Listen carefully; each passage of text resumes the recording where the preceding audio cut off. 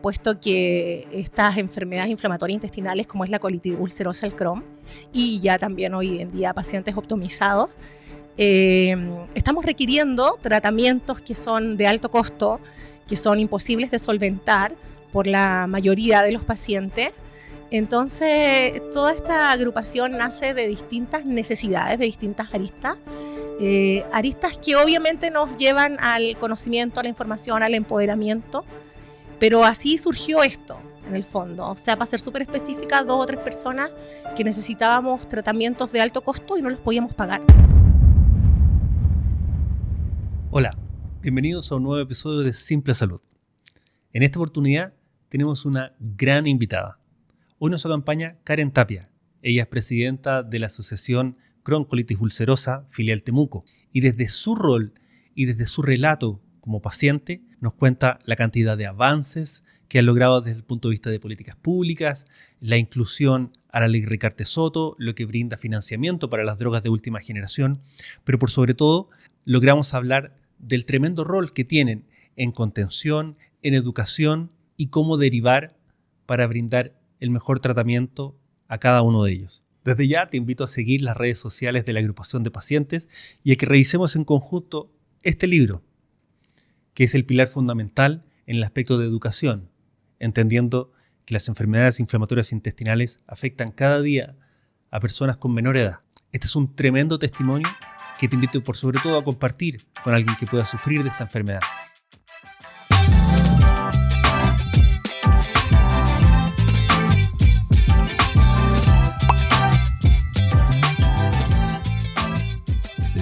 Karen, 1.000.000 de gracias por acompañarnos hoy día. Bienvenida a Simple Salud y para poder tener una conversación desde el ángulo de las 1000 cosas que hacen ustedes de enfermedades inflamatorias intestinales.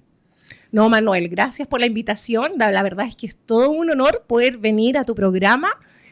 Lo seguimos de hace tiempo también. Qué bueno, nos nutrimos mucho con la información, así que súper contenta de estar aquí. Qué bueno. Oye, para poder un poco como contextualizar y poder partir conversando, cuéntanos un poco cómo llegas en el fondo, cómo se arma la agrupación de pacientes, cómo se arma la filial en Temuco, que es la que presides tú, y después hablaremos de todo el trabajo que han hecho, que es un montón. Sí, bueno, la verdad es que la filial Temuco nace desde la necesidad, en múltiples sentidos en el fondo, la necesidad de informarnos, de empoderarnos, de acompañarnos, de abrir puertas, de concientizar también y, por supuesto, de una necesidad farmacológica también, sí. Puesto que estas enfermedades inflamatorias intestinales como es la colitis ulcerosa, el Crohn, y ya también hoy en día pacientes optomizados, estamos requiriendo tratamientos que son de alto costo, que son imposibles de solventar por la mayoría de los pacientes. Entonces, toda esta agrupación nace de distintas necesidades, de distintas aristas, aristas que obviamente nos llevan al conocimiento, a la información, al empoderamiento, pero así surgió esto, en el fondo. O sea, para ser súper específica, 2 o 3 personas que necesitábamos tratamientos de alto costo y no los podíamos pagar. Y dijimos, bueno, nos vamos a tener que agrupar para poder juntas hacer presión, las 3, por estos tratamientos que estamos necesitando. Uh-huh. Y así fue como nos unimos, comenzamos a convocar, buscamos el apoyo del Hospital Regional de Temuco para que nos prestaran un espacio físico, nos apoyaron, quizás en un proyecto en el que no se confiaba mucho, porque como es una enfermedad tan compleja, a veces las personas tampoco se quieren hacer parte, digamos, ni conversar de esto. Pero sin embargo fue todo lo contrario, las personas se interesaron, nos empezamos a reunir y así ya llevamos 8 años. Que es súper interesante, porque el Hospital de Temuco, aparte, es referente de una serie de temas y de disciplinas. Una de ellas, que no tiene nada que ver, digamos, o sea, tiene que ver, pero no directamente, con lo que nos convoca hoy día, es que el Hospital de Temuco también es referente nacional en lo que es el primer centro nacional de humanización de salud. Así es. Y eso, digo, no de manera directa, pero sí tiene que ver porque finalmente la humanización de salud también tiene que ver mucho como con la empatía de qué pasa con aquellos que vamos al hospital por alguna necesidad, en el caso de ustedes, en particular con el servicio de gastroenterología, de tratamientos que son crónicos. Entonces, claro, claramente ahí hay un vínculo, digamos, con los profesionales de salud que es permanente. Totalmente. O sea, no es anexo al tema de la humanización. En el fondo de ahí partió todo. Exacto. De la humanización parte que los médicos, que el hospital te preste un espacio físico, que el hospital crea en ti, que diga ya que vengan estas niñas y se agrupen, que los médicos también te quieren acompañar, apadrinar de alguna manera. Entonces, la humanización ha sido clave para avanzar en todo esto. O sea, como tú bien dices, el Hospital Regional de Temuco ha sido un referente también en muchos aspectos. Hoy en día es el primer centro de salud público especializado en enfermedades inflamatorias intestinales y el segundo en Iberoamérica. Obviamente eso nos hace sentir muy orgullosos. Fue un trabajo que hicimos en conjunto. Así que... Y que por otro lado también como que descentraliza la mirada de salud, que yo creo que hay otras patologías u otras como condiciones de salud en las cuales si no estás en Santiago o cerca de Santiago, de verdad se dificulta muchísimo el tratamiento. Totalmente. Mira, yo tengo enfermedad inflamatoria intestinal hace 15 años. Me enfermé a los 30, hoy tengo 45. Y hace 15 años atrás pasaba lo que dices tú. Todo estaba acá en Santiago. Claro. Teníamos que viajar, yo viajaba, venía acá a la Universidad Católica a ver a gastros maravillosos que también hay acá, que nos siguen apoyando hasta hoy, porque finalmente hicimos lazos de amistad también. Entonces, evidentemente ahora tener un lugar en Temuco que nace en realidad de la disposición de los médicos, en este caso fue el doctor Armando Sierra Alta, que es un doctor muy conocido, que fue como el pionero en apoyar esto y nace de él todo esto. Así que nada, en Temuco hay personas de otras regiones más cercanas que se han ido a vivir a Temuco para que el Hospital Hernán Enríquez Aravena sea su hospital base y puedan ellos también atenderse y gozar de todo esto. Mira, yo digo realmente privilegios, porque sinceramente lo es. Contar con especialistas que no solo se preocupan del fármaco, sino también del paciente. Un hospital que logra comprar tecnologías biológicas millonarias para sus pacientes, tecnologías, digo, que no están cubiertas por ninguna ley. Ha sido obviamente un plus maravilloso y sí, hoy en día es un privilegio, porque te diría que es uno de los pocos hospitales en Chile donde está pasando lo que está pasando allá. Y obviamente nosotros como agrupación estamos trabajando para que esto también se extrapole a otras regiones. De hecho, estamos trabajando con la región de los lagos. Prontamente se va a abrir también una agrupación en los lagos. Creo que en un mes más o menos la vamos a inaugurar. Es una agrupación que nace desde Temuco, puesto que es como una filial nueva. Sí, es como una ramita que nace de Temuco, porque son nuestros mismos integrantes que son de la filial de Temuco y que viven en la región de los lagos. Por eso te digo, hay mucha necesidad en Chiloé, especialmente, tenemos focalizado allí. Entonces nosotros fuimos hasta la región de los lagos con la agrupación, hicimos concientización, estuvimos con todas las autoridades pertinentes de la región y ya esa filial estaba como un mes más o menos de inaugurarse. Ah, qué interesante. Entonces hemos tratado de extrapolar todo lo que hemos hecho, lo que se ha logrado, para que todas, ojalá todas las regiones también tengan estos accesos. Es lento, pero no estamos apurados porque esto no se va a pasar. Entonces lo estamos haciendo con calma, tomándonos el trabajo también en la forma en que podemos, porque todos somos pacientes y además trabajamos.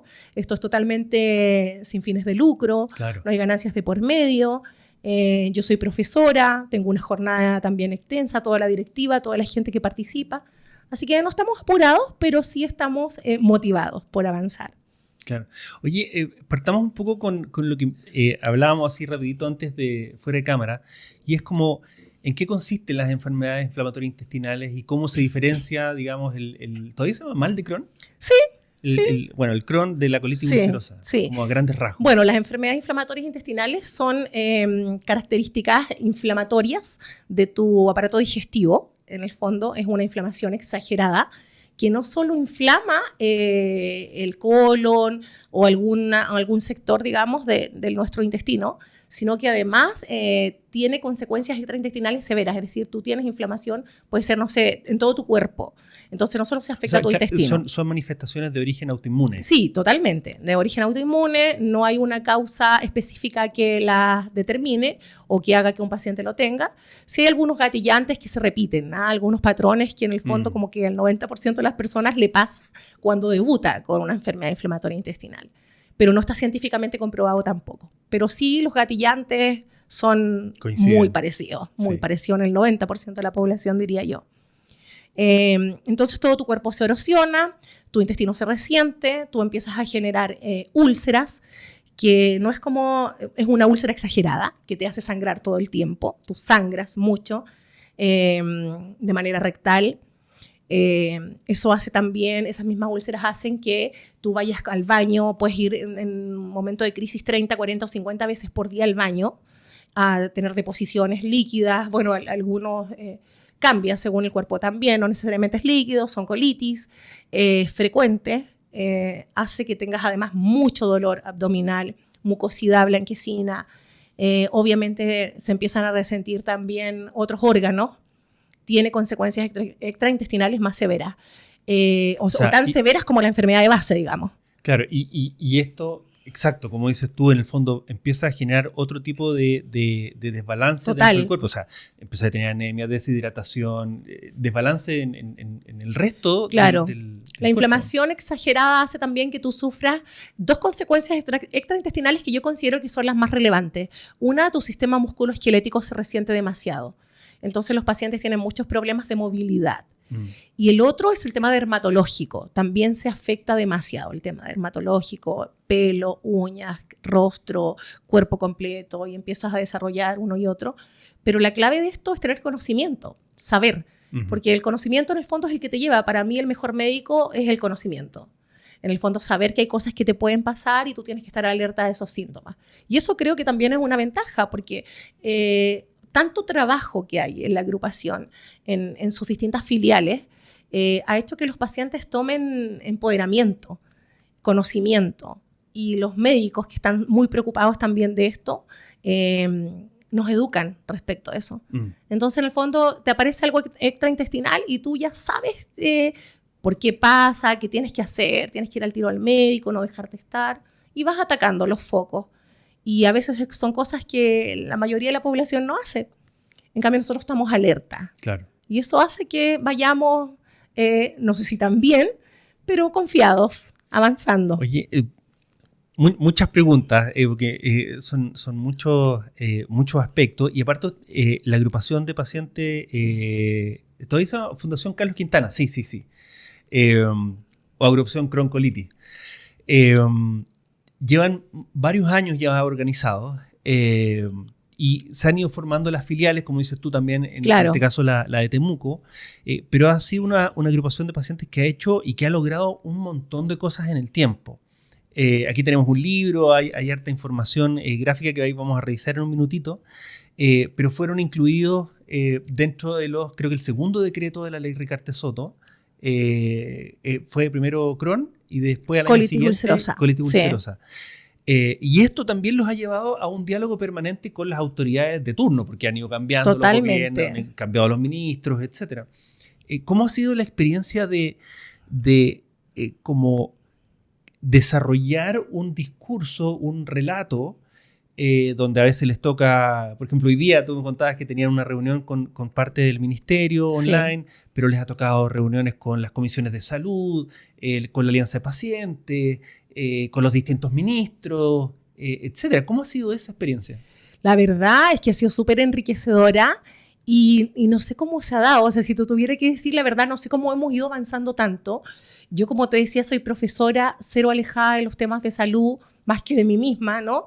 Pero finalmente uno va aprendiendo, y también la necesidad, pues te ha hecho como abrir puertas, y si el Ministerio de Salud te abre la puerta, como lo hicimos hoy, por ejemplo, que tuvimos una reunión, tienes que informarte, educarte. Nosotros como pacientes lo hacemos a través de nuestros médicos. Ellos en el fondo nos van enseñando y también uno se interesa por aprender. Como tú decías, entramos a la ley Ricarte-Soto en el año 2017 y 2018 respectivamente, para una patología y luego para la otra. Y bueno, ya entramos y llegaron los tratamientos biológicos a nuestras vidas. Yo lo uso precisamente de ahí, del año 2018, hace 7 años. Llegaron los biológicos a nuestras vidas y teníamos que saber qué era. Entonces, si tú no sabes, obviamente te tienes que informar, pero con fuentes confiables también. Claro. Porque en la web aparece de todo y de repente yo conozco gente que está recién diagnosticada y se pone a buscar en internet información y la verdad lo que sale ahí es desastroso, o sea, pura queda con un ataque depresivo inmediatamente. Sí. Entonces también ahí está el hecho de la educación, yo creo que ha sido eso.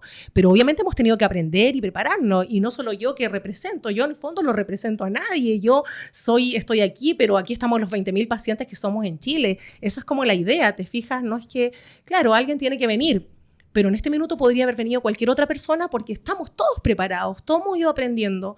Todo lo que está pasando hoy acá, la agrupación de pacientes ya lo sabe. Saben que yo venía, empezaron a seguir en las redes sociales el programa, yo me llevo la bajada, les voy a contar, ya cuando esto salga, vamos a compartir, todo el mundo se va a interesar. Entonces, eso lo ha hecho la educación, yo creo. Entender que el conocimiento es la base de todo esto.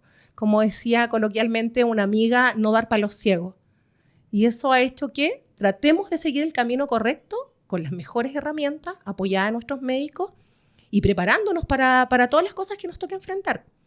Para ir al ministerio, para hablar con las autoridades. Cuando estuvimos en el Palacio de la Moneda, ahora el 19 de mayo, para el Día Mundial de las Enfermedades Inflamatorias Intestinales. Todos los años y es muy bonito. Fue algo que estuvimos preparando como un año de anticipación. Primero los permisos. O sea, no es fácil tampoco que la Casa de Gobierno te diga, sí, vengan, iluminen la moneda del color de su agrupación. Y reúnanse aquí. Reúnanse aquí, exacto, que venga la prensa, que vengan las autoridades. O sea, ellos te dicen, sí, autorizado, pero ahí también empieza toda una gestión, porque tú tienes que hacer lobby con las autoridades, invitarlos que se interesen, que quieran venir, que vengan pacientes. Porque sí. en esta oportunidad, y entiendo que en las anteriores también, se reúnen no solo los pacientes, sino también especialistas, gente de la política, personas que están en cargo dentro del Ministerio de Salud. O sea, es bien transversal. Sí, o sea, en esta actividad que tuvimos en el 19 de mayo, habían alrededor de 55 médicos gastroenterólogos. Nuestros médicos de Temuco también vinieron. Nuestras enfermeras gastro también vinieron a la actividad. Viajaron con nosotros, nos quedamos juntos.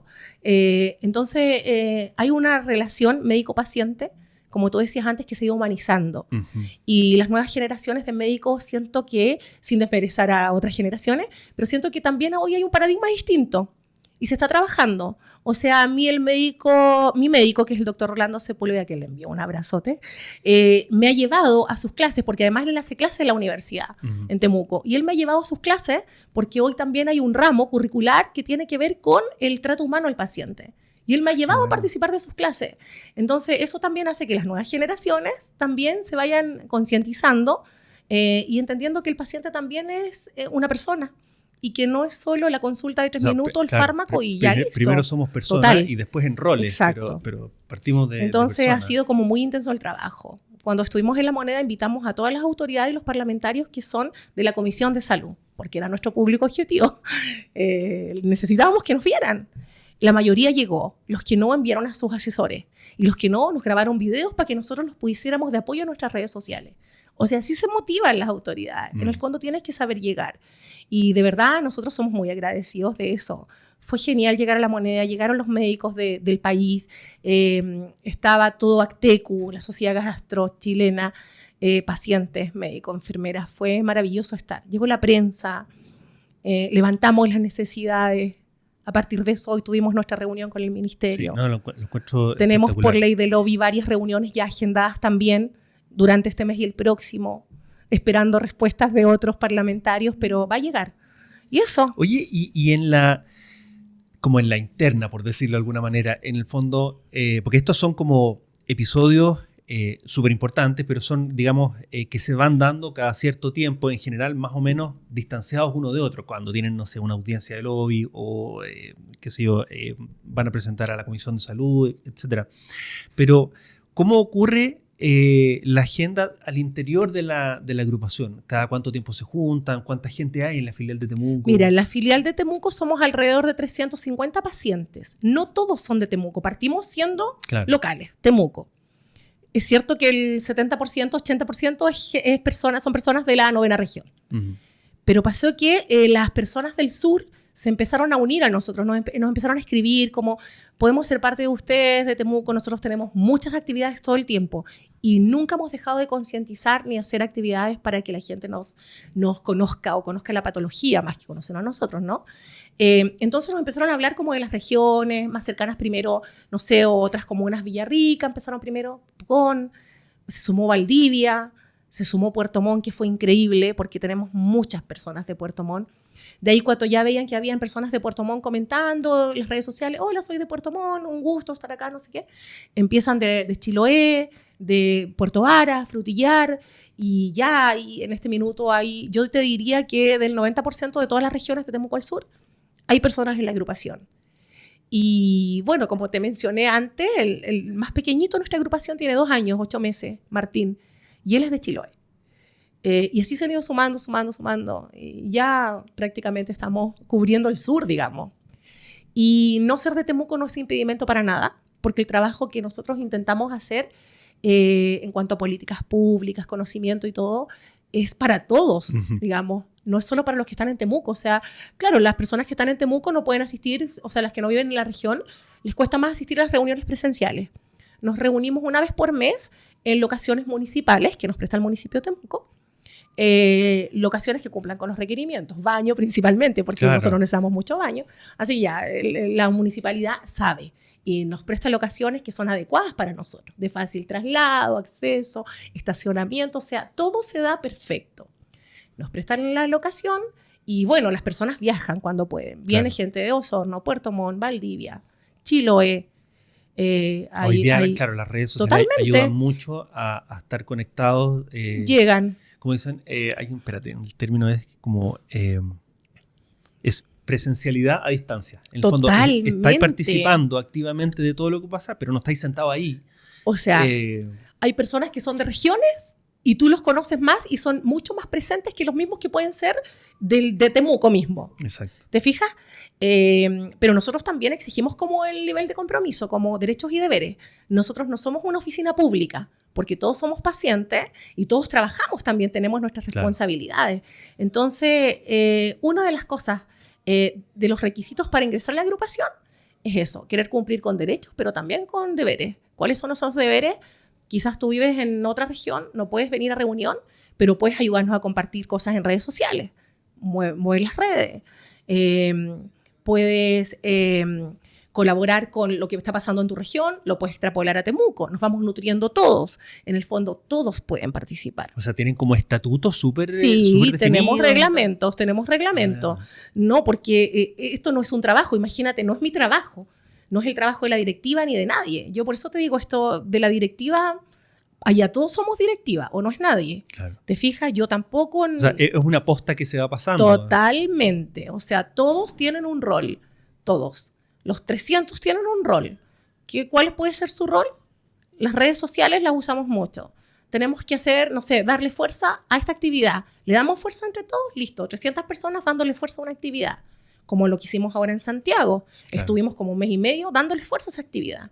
Ahora vamos a empezar a darle fuerza a la agrupación de Puerto Montt. Todos, en el fondo, etiquetando a las autoridades de Puerto Montt, que nos vea Puerto Montt, que nos conozca la Cámara de Comercio, porque también tenemos una ley, que es la ley No Puedo Esperar, que es una ley que hace 2 años, esa ley ya se publicó, se oficializó. Uh-huh. Eso también es súper interesante. Eso también lo logramos como sociedad civil, la ley No Puedo Esperar.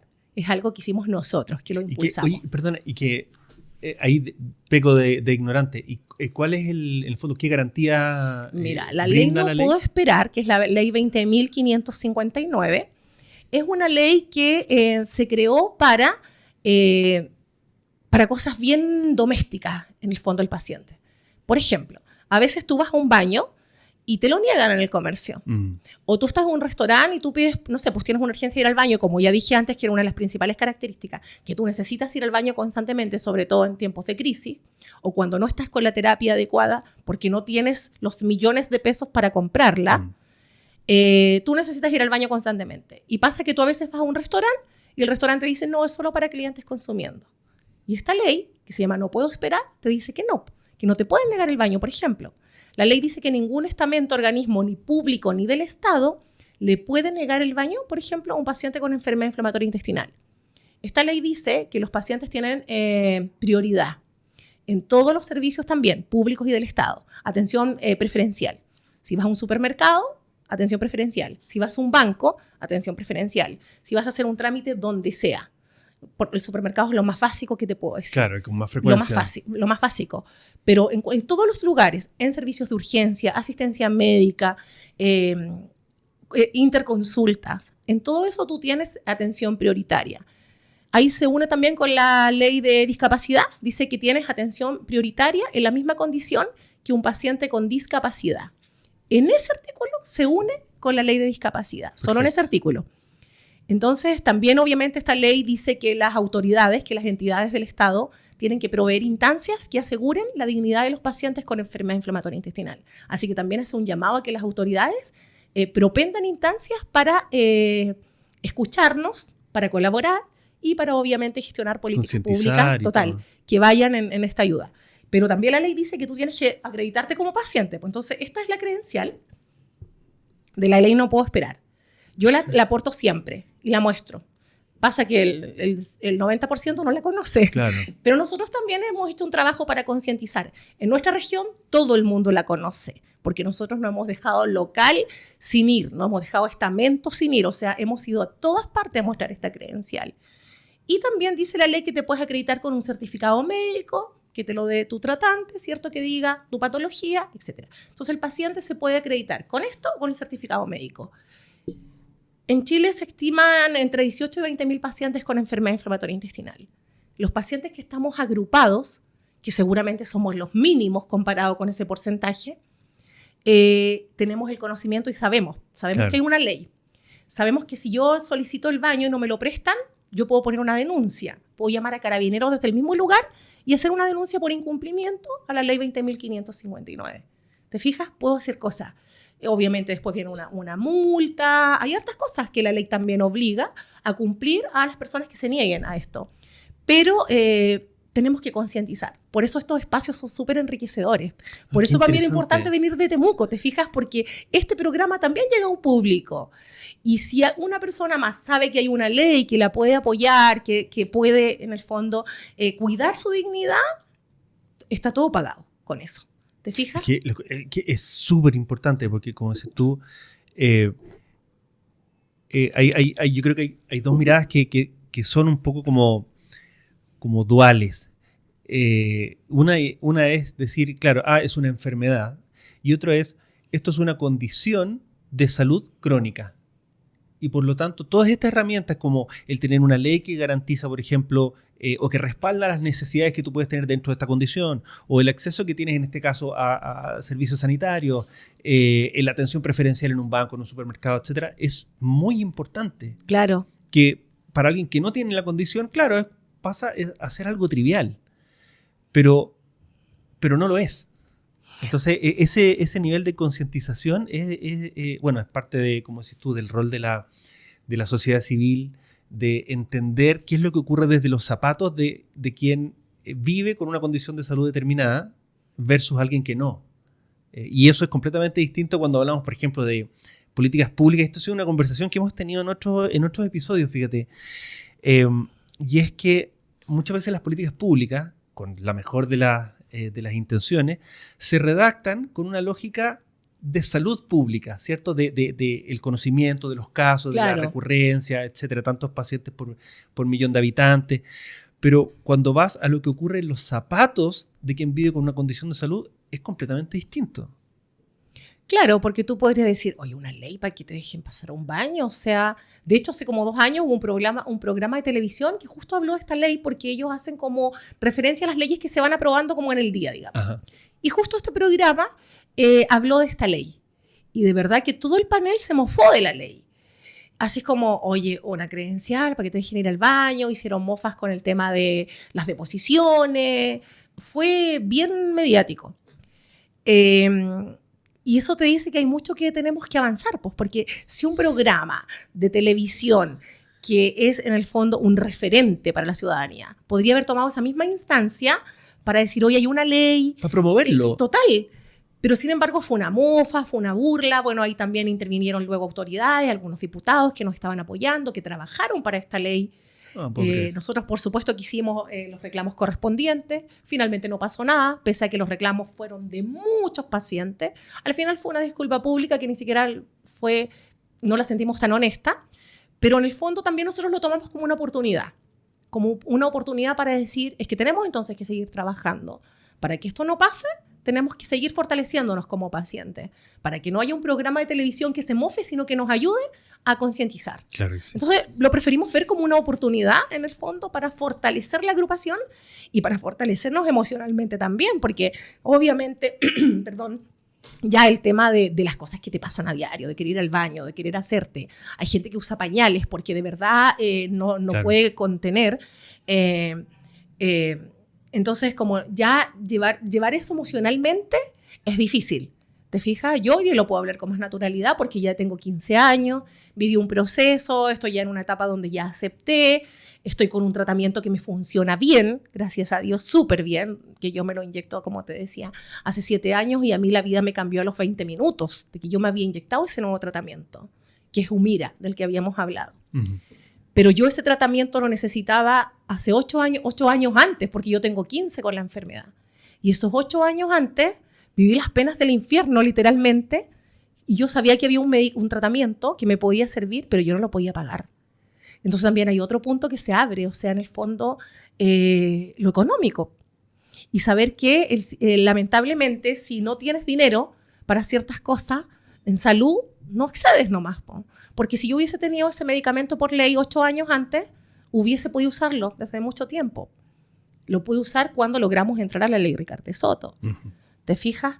Pero ahí, claro, o sea, ¿sabes lo que es vivir 8 años mal, pésimo, con ya ganas, ojalá que ni despertaras al otro día, porque de verdad ya tu sistema emocional y tu cuerpo físico está debilitado al máximo, en todos los sentidos?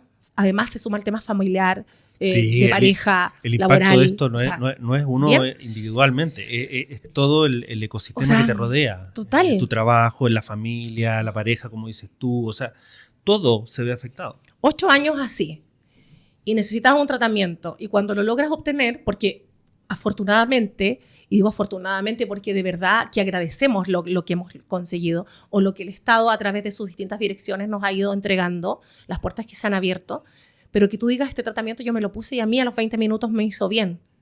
A no todos les pasa, pero mi experiencia fue que yo me inyecté y a los 20 minutos yo era otra persona, literalmente. Hasta subí de peso, así como ves ahora, porque estaba en los huesos. Ahora yo obviamente hago una vida mucho más normal. Y también esa fue una de las motivaciones para decir, tenemos que seguir avanzando en esto, porque en primera persona yo viví las dos caras. Lo peor de la enfermedad, lo viví por 8 años, y luego también vi que habían accesos y que habían cosas que se podían hacer. Yo ya lo había logrado para mí. Pero ¿qué pasaría si hoy en día yo no respondo al tratamiento biológico que estoy utilizando? Claro. Que son anticuerpos monoclonales. Que es una de las posibilidades. Pero totalmente. De hecho, yo para estar bien estoy usando 4 dosis. Y si tuviésemos otras coberturas, usaría una. O sea, estoy sobrecargando al Estado y el sistema de alguna manera también. Claro. Por no contar con otras tecnologías que tienen respaldo científico, que existen, están comprobadas su efectividad, eficacia. Y no lo podemos usar porque tampoco está cubierto por ley. Estamos trabajando en eso. Uno de esos eran los motivos por el cual tuvimos reunión con el MinSal hoy. Oye, es que, perdona que me detenga aquí, pero es que este es un tema súper crítico bueno, yo lo he contado. Este espacio, digamos, este podcast, este canal no tiene fines de lucro. Es un espacio que nosotros abrimos por el conocimiento que yo tengo del área de salud, de haber trabajado en la industria farmacéutica y de entender desde ahí que hay brechas gigantes que no se cubren. Y este es uno de los temas neurálgicos. Fíjate que hace unos episodios atrás nos acompañó Jessica Cubillos. Ella es presidenta de la Asociación de Pacientes de Enfermedades Poco Frecuentes, que acaban de poder impulsar y promulgar la ley de enfermedades poco frecuentes. Sí. La ley, esa ley, en el fondo, lo que hace es básicamente permitirles tener una base de datos, un registro de los pacientes a nivel nacional, definir qué es una enfermedad poco frecuente, o sea, cosas súper elementales. Sin eso no se puede avanzar. Pero el punto es, ok, ya logramos un primer paso, ellos tienen alguna garantía de por lo menos saber cuántos son. Claro. Porque por definición la enfermedad poco frecuente no hay información de ella.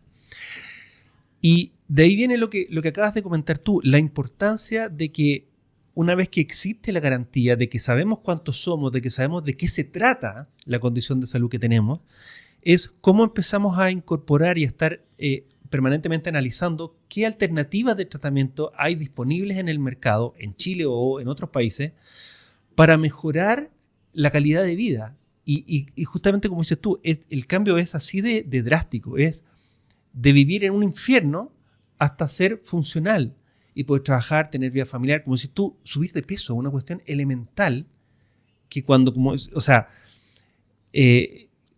el peso es un tema crítico en las personas que viven con enfermedad inflamatoria intestinal o que están en crisis. Sí. Es determinante. Sí, porque tú no toleras ni el agua, ni siquiera Exacto. el agua para tomar tu medicamento. Exacto. Entonces, de ese nivel de transformación de vida estamos hablando. Entonces, claro, de ahí la importancia de lo que decías tú, de nosotros no solo logramos el trofeo porque la patología ingresó en el año 2017 y 2018 a la ley Rigarte-Soto, sino que este es un trabajo permanente. Totalmente. De educar, de conectar a las personas, de brindar soporte, de estar informado de lo que decís tú, de lo que pasa en otras ciudades, pero también en otros países, las empresas que proveen de los fármacos, hay nuevas generaciones de fármacos también. Entonces, es un camino como sin fin. Sí. Así es, porque obviamente van apareciendo también, afortunadamente, van apareciendo nuevas tecnologías, nuevas cosas a las que podemos acceder. Y eso es importante también, que los pacientes sepan que existen cosas, que también el paciente sepa que tiene que estar en buenas manos igual, porque hay personas La que... La formación de los especialistas, es otro mundo. Claro, y hay personas que pasan toda una vida mal diagnosticados por una úlcera, por colon irritable, por hemorroides, gastritis, esofagitis, pero realmente tenía una enfermedad inflamatoria intestinal. Y si el médico no tiene la expertise, el ojo clínico no está especializado, y eso pasa mucho, aunque uno no lo crea, gastroenterólogos que no tienen todavía la expertise, no pueden diagnosticar adecuadamente a un paciente. O tratan las consecuencias intestinales y no la enfermedad de base. Claro. O sea, hay pacientes que están tratándose por una anemia, por ejemplo, pero en realidad no es que el paciente tenga una anemia de base. El paciente está sangrando todo el día porque tiene una enfermedad inflamatoria intestinal y eso le provoca la anemia.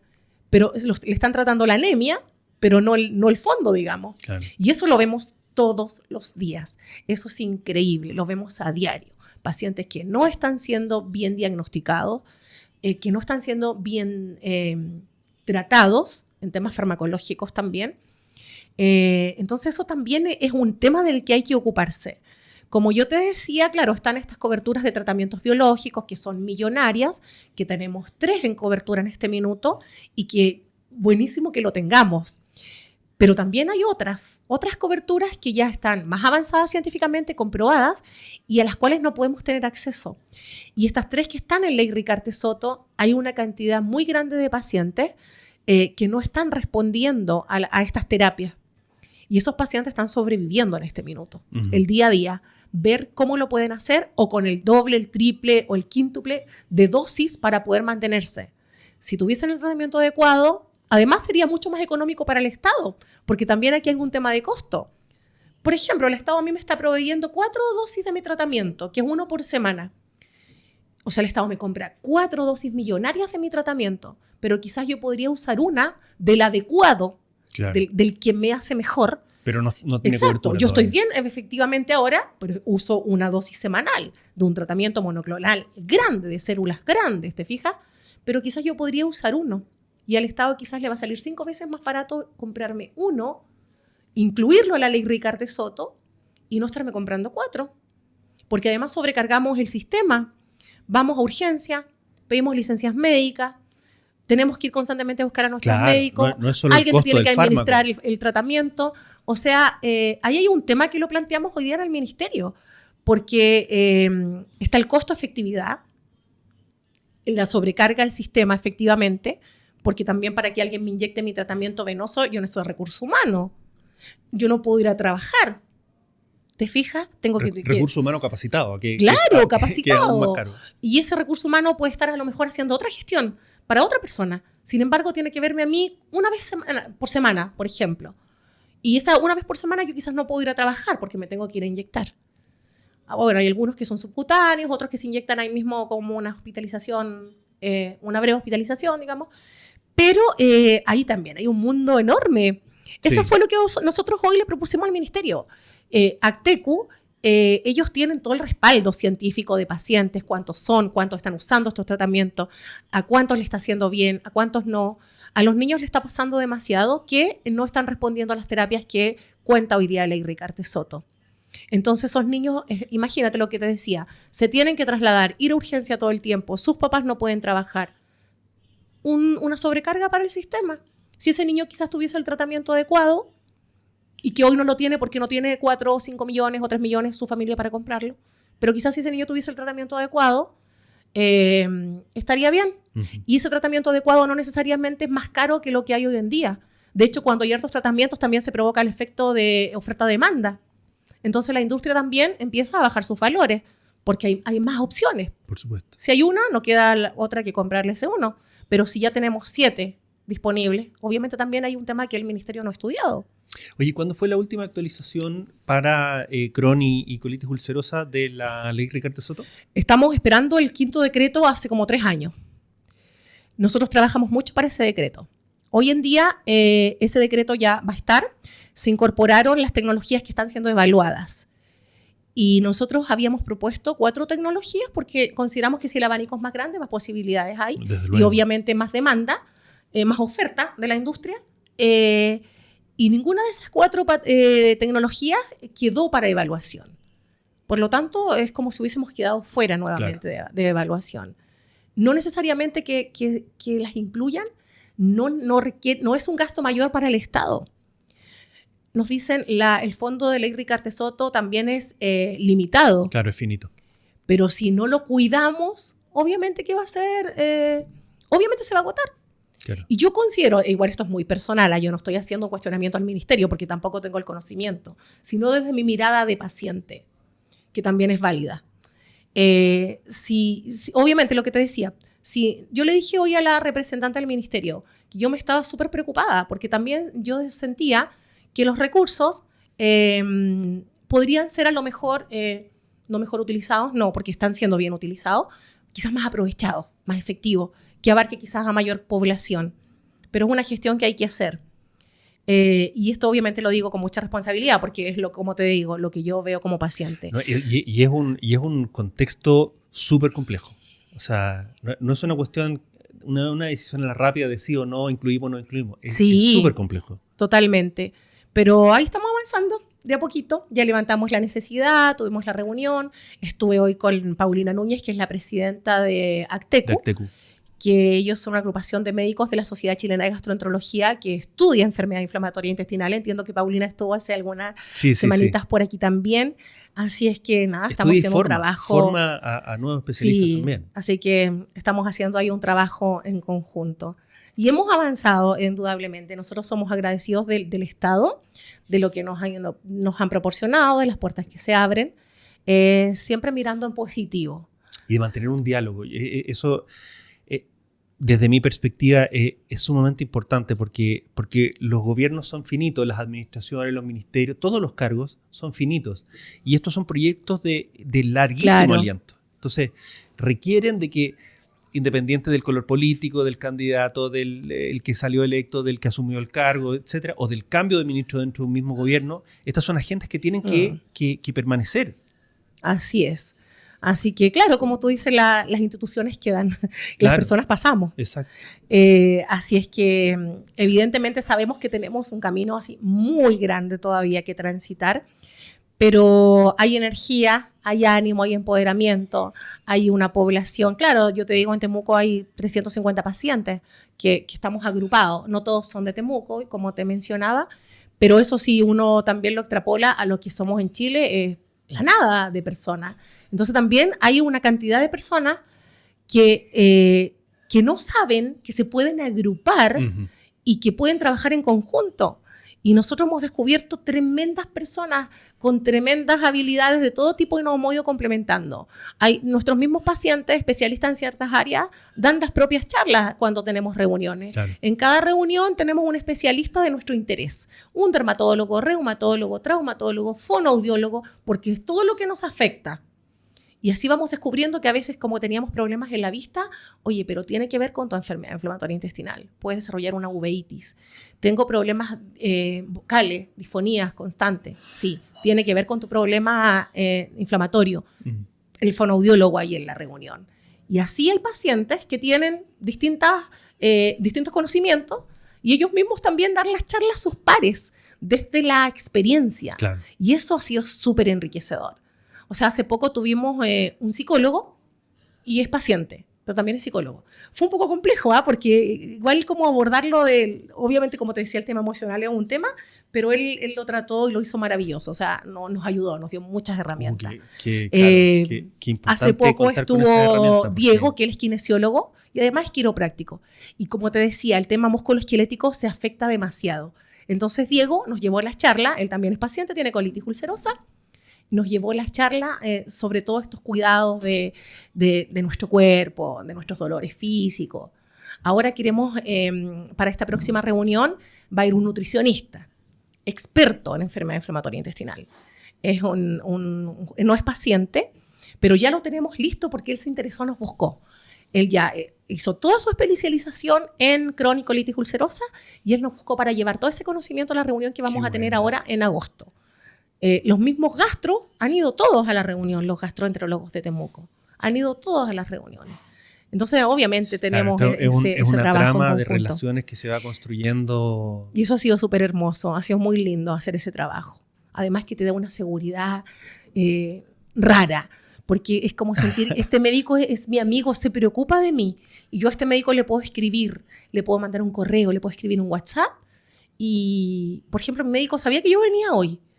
Le conté, entonces, ¡ay, qué rico, Karen! No sé, que le vaya bien al ministerio. Sí, no, mi doctor sí, el doctor Rolando Sepúlveda. Yo ya he tenido varios médicos en Temuco, y con todos soy amiga y todos les pasa lo mismo, todos nos conocemos, ¿me entiendes? Claro. Entonces eso también es un llamado como que a las nuevas generaciones, como decías tú, se abran a un trabajo ya distinto, que en el fondo el paciente no es el fármaco, es la persona. Exacto. Global.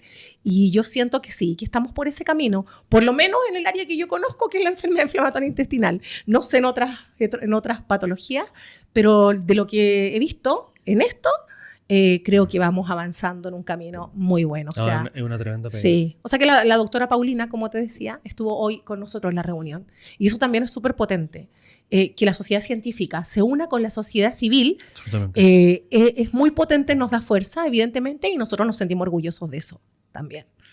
Claro, Así no, es que es la combinación que debe ser en realidad.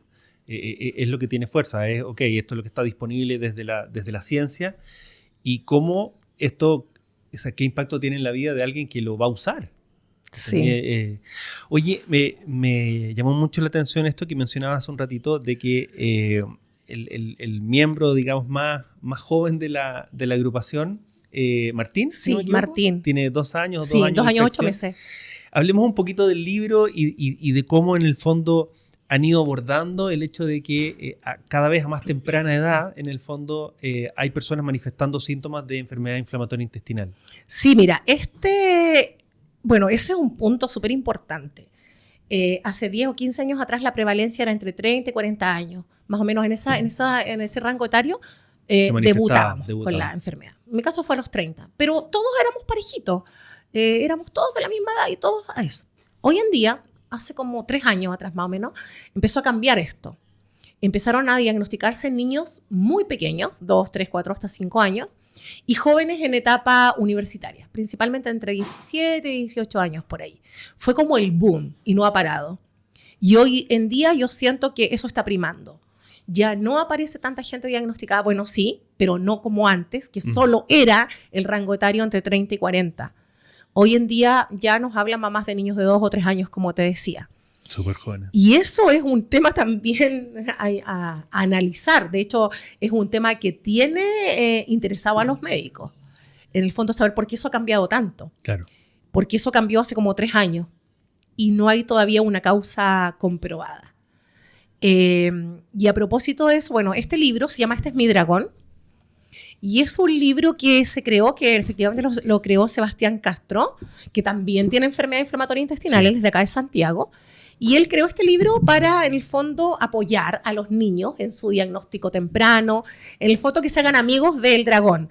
El dragón es como un símbolo, como que todos decimos que tenemos un dragoncito en la panza y que tenemos que aprender a domarlo, llegar a ser maestro de dragones en el fondo, claro. Este libro es precioso. Sí, y ahí es un niño que se llama Jorgito y que cuenta la historia de cuando él se empieza a sentir mal, ¿cierto? Y cómo él va asimilando las cosas que le pasan de una manera adecuada. Y en el fondo es para que los niños se hagan también amigos de su enfermedad inflamatoria intestinal, puedan entender, porque está escrito en lenguaje para niños, puedan entender también lo que les está pasando y empoderarse de su dragoncito. Nosotros ahora el 19 de mayo, que fue el Día Mundial de la Enfermedad Inflamatoria, hicimos a través de nuestras redes sociales un concurso que era para niños hasta 12 años y se llamó el concurso Mi Vida con EI. Entonces los niños tenían que hacer un dibujo, los que quisieran participar, de cómo ellos vivían su enfermedad inflamatoria intestinal. Y llegaron una cantidad de dibujos preciosos. El ganador era por los que tenían más like, porque así también vamos llegando a otro público, la gente se interesó, ahí todos apoyando, y el premio eran 3 dragones de peluche. Entonces enviamos el premio ganador, se fue a Valdivia. Fue el primer lugar, y el segundo lugar, que fue una mención honrosa, porque íbamos a entregar un premio, pero llegaron tantos dibujos, quedó en Temuco. Ahí participaron 2 pequeños, Florencia de 9 años y Emiliano de 5, que fueron los ganadores. A raíz también de este libro que los motiva y eso, ahí también ellos recibieron su librito y fue bien bonito hacerlo. Esto es porque el libro aborda 3 elementos súper críticos. El primero es, como dices tú, esta caricaturización de entender qué te pasa desde una manera muy lúdica para la mente de un niño. El segundo es entender algunos cuidados elementales como la adherencia al tratamiento, que tenéis que tomarte tus remedios, etc. Y el tercero es cómo te cuidas, cómo aprendes a alimentarte, la importancia de la hidratación, o sea, cosas que parecieran básicas, pero que son determinantes para que una condición que te acompaña toda la vida te limite lo menos posible. Entonces, así es. Es un trabajo muy lindo y que aparte ha sido un elemento de lo que yo conozco la agrupación hace varios años, te comentaba ahí, que ha sido un eje también de comunicación súper importante para poder difundir la presencia y el impacto de las enfermedades inflamatorias intestinales en pacientes desde 2 años hasta, no sé, por la tercera edad. Sí, así es. Ese rango etario, o sea, todos, claro, todos. Y como te decía también, como en etapa universitaria, se está dando muchísimo. Y ahí es también donde viene este factor de estrés. Generalmente los pacientes que hemos debutado en esto ha sido por pasando un periodo de nuestra vida emocionalmente fuerte, no malo, porque a veces estamos con las emociones, pero que ya no las sabemos cómo controlar, incluso de felices que estamos, y ese no poder a lo mejor regular esa emoción ha hecho que nuestro intestino, nuestra guatita, se active. Entonces ahí tú empiezas a sangrar de a poquito y empiezan como los síntomas, pero como te digo, no existe una causa comprobada hoy, pero sí agentes gatillantes que han sido como un común denominador.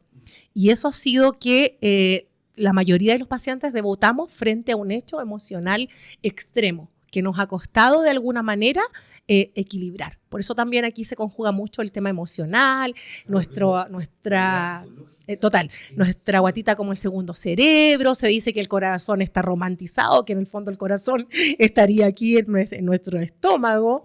Entonces, bueno, pero eso ha sido, como te decía, mucho este último tiempo. Muchos jóvenes, entonces estas personas jóvenes y niños no están respondiendo tanto a los tratamientos biológicos con los que hoy contamos por ley, que son buenos, pero que también podríamos tener otros accesos porque, claro, yo te lo cuento ahora con mucha energía, estoy súper contenta de estar aquí, muy motivada, pero también uno lo pasa mal, muy, muy mal. Y lo otro, que no es fácil hablar de tus síntomas, de las cosas que te pasan. O sea, los niños, imagínate, 16, 17 años, cuando están todavía descubriendo el mundo, cuando están queriendo hacer muchas cosas y no pueden, porque no pueden aguantar sus deposiciones, no pueden salir, no pueden ir a clase, no lo quieren hablar tampoco, porque no es algo que tú vayas a hablar fácilmente. A los hombres les cuesta un montón. Las mujeres se nos hace un poco más fácil hablar de esto. Pero para los hombres no ha sido tan fácil, digamos. Los de nuestra agrupación están empoderados ya, de verdad que muy empoderados. Pero cuando recién llegan los hombres, llegan las esposas, más que los hombres, llegan las esposas buscando la ayuda. Porque los hombres no se están atreviendo, no se atreven, les es más difícil. Es como más difícil para un hombre ir a su trabajo y decirle al jefe, sabe que me tengo que ir porque me hice mis deposiciones, eso mi baño. Les cuesta más, po. Uno como mujer ya te viene la emoción, uno llora, se desespera, no sé qué, y ya es más fácil, nos ha costado menos. Lo sufrimos igual, pero nos cuesta menos decirlo. Pero para los varones ha sido un temazo. Y te digo que todos los hombres, que no son pocos, que están en nuestra agrupación y que son unos empoderados total, han llegado primero sus esposas, por ellos. Y después ellos se van sumando. Es un proceso que uno vive y va a ir como procesando en la medida que va ocurriendo, ¿no? Sí, no, son etapas. A la aceptación, en el fondo como vivirlo, el impacto, aceptar, hacerte cargo, empoderarte, lograr estabilidad emocional, salud física. O sea, y bueno, y altos y bajos también, porque todos los tenemos de alguna manera. Hay días en que yo digo, Dios mío, me estoy sintiendo mal hoy día, no, es que hoy día yo tenía que hacer esto, pero creo que no lo voy a poder hacer porque no me va a dar el cuerpo para hacer esto. Entonces mejor me quedo en mi casa, porque así me cuido de lo que me pueda pasar si salgo. No me pasa tanto, como te digo, porque gracias a Dios mi tratamiento me está funcionando bien, pero también estoy con una dosis enorme. Entonces, claro, me está funcionando, pero me inyecto todas las semanas y no es un medicamento cualquiera. Ahora sí es sofisticado, es avanzado, de última generación, pero no me refiero a que es un medicamento que tú vas a comprar en la farmacia libremente, porque es millonario y gracias a Dios lo tengo.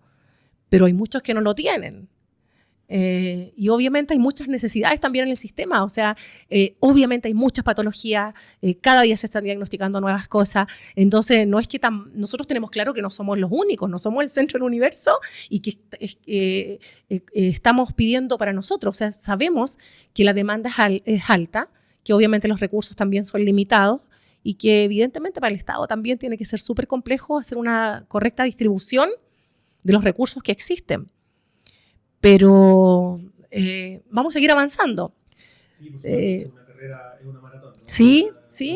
Sí. Así que eso hemos ido bien trabajando. Oye, nada, yo estoy, profundamente conectado con lo que estamos hablando.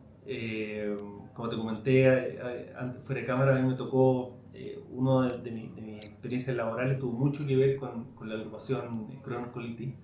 Entonces entiendo en detalle lo que cuesta, cómo trabajan, la organización de las filiales, cada vez que entra un miembro nuevo de la agrupación, el sentido de contención que hay es realmente impresionante.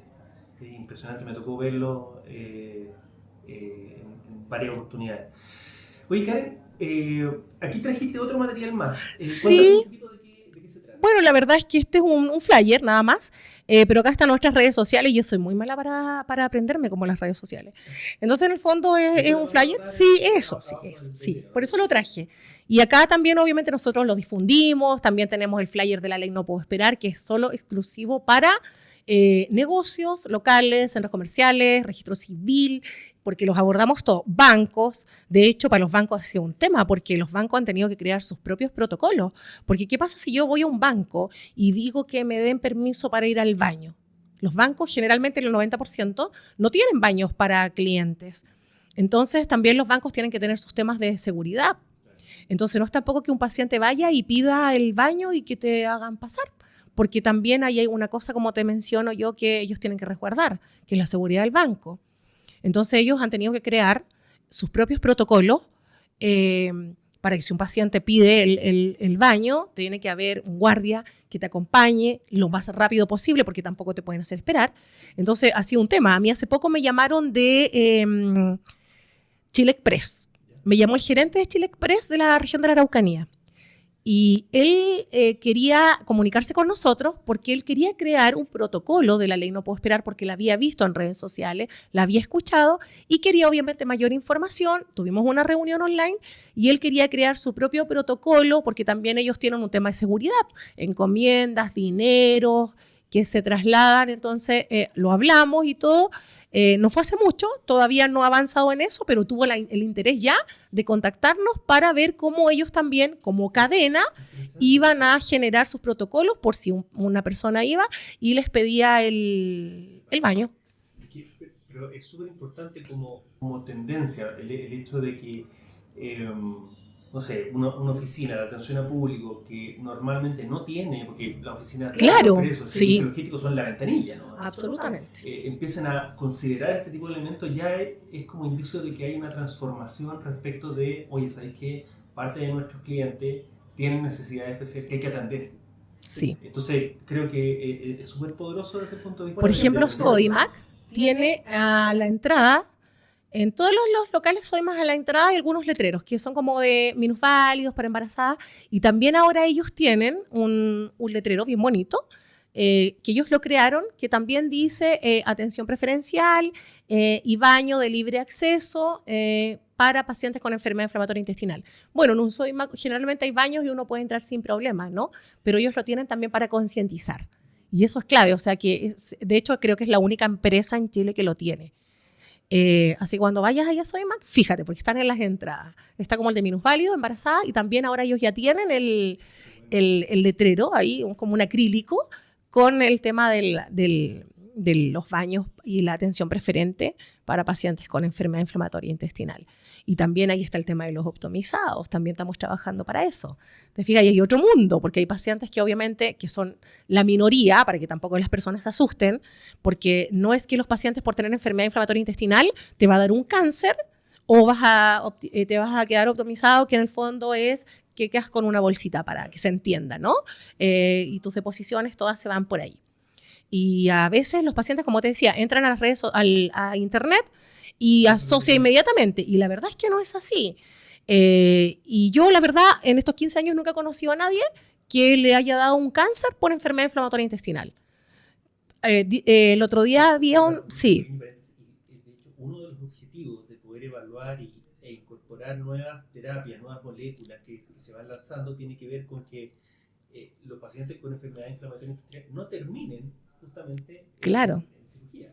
Claro, porque hay pacientes que de hecho están con su bolsita, con su ileostomía, y después de un tiempo estos pacientes pueden ser operados nuevamente y se pueden reconstituir. Pero hay pacientes que están constantemente en crisis, que a pesar de su bolsita no logran bajar el nivel inflamatorio y no se pueden reconstituir.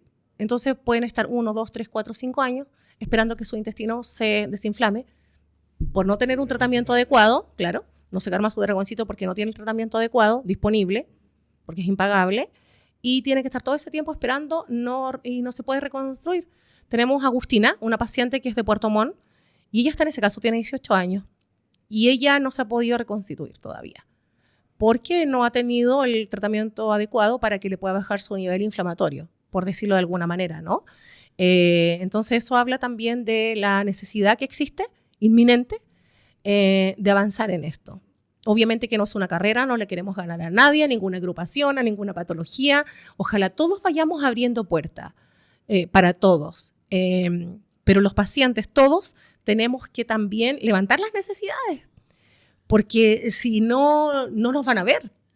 Eso es una realidad. Si nosotros no levantamos la necesidad y no somos los primeros en concientizar y educar, no nos van a ver. O sea, con esta ley, si nosotros no la concientizamos, no va a pasar nada. Y obviamente, bueno, ya lleva 2 años, es desconocida aún, pero nosotros ya la tenemos instaurada en nuestra casa, digamos, en nuestra región. Y también hemos ido avanzando a otras regiones, a otras. Y si no la conocen, nosotros tenemos que estar suficientemente informados para hacerla valer. O sea, a los pacientes les ha pasado que piden el baño y con credencial y todo, no les facilitan el baño porque es como, no conocemos esa ley, pero porque además si tú pides el baño es porque estás en una urgencia, entonces no puedes estar demorándote tanto. Acá hay un QR, entonces también el QR que tiene esta credencial, acá, te deriva a la ley. ¿Ya? Entonces tú puedes decirle a un guardia, mire, ¿sabe qué? Aquí está la ley, ¿podría usted chequear el código QR para que se informe? Pero tú tampoco tienes ese tiempo porque tú pides el baño porque estás en una urgencia. Entonces, ¿qué han hecho los pacientes? Y muchos solucionan su problema de baño y después vuelven al lugar de los hechos. Cuando ya pudieron solucionar, vuelven y explican. Y eso ha pasado mucho, porque tampoco nosotros nos vamos a confrontacionar, digamos. Lo que nosotros buscamos es educar. Contar lo que está pasando y así lo hemos hecho. Tenemos como por regla también eso, no confrontacionarnos, no llamar a carabineros desde el lugar porque lo podríamos hacer y obviamente marcaríamos un precedente. Usted no me presta el baño, lo subo a las redes sociales, llamo a carabineros, todo el mundo se entera, pero no queremos ir por ese camino porque también tienen derecho a no saberlo, pese a que cuando una ley se oficializa ya se da por conocida obligatoriamente por la ciudadanía. Entonces, tampoco es un argumento que alguien te diga no conozco la ley, porque tampoco lo pueden hacer. En el fondo, si la ley se oficializó, es de obligatoriedad respetarla, aunque no la haya leído nunca. Bueno, claro, entonces hay muchas aristas que abordar. Igual como que he hablado de muchas, ¿o no? No quiero, pero... Este espacio es para eso, es para eso. Es el granito de arena que nosotros somos capaces de brindar por una sensibilidad especial, pero que tiene ese objetivo. O sea, y hemos tenido además la suerte de poder convocar a personas que vienen, que son asesores del ministerio, médicos tratantes de algunas, disciplinas médicas, gente que está metida en el mundo de salud pública, atención primaria, que es otra realidad. Entonces, absolutamente este es un espacio para